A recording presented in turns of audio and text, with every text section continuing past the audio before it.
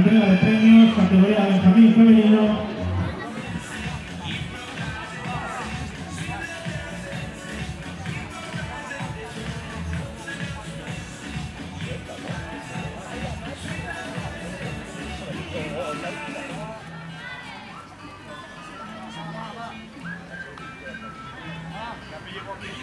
Se cumple la primera de las vueltas en la categoría cadete.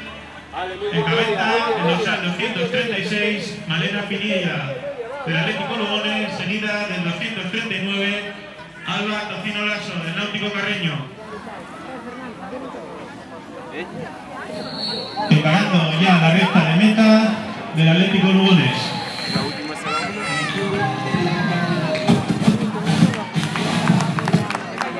Tocino Lasso del Náutico Carreño.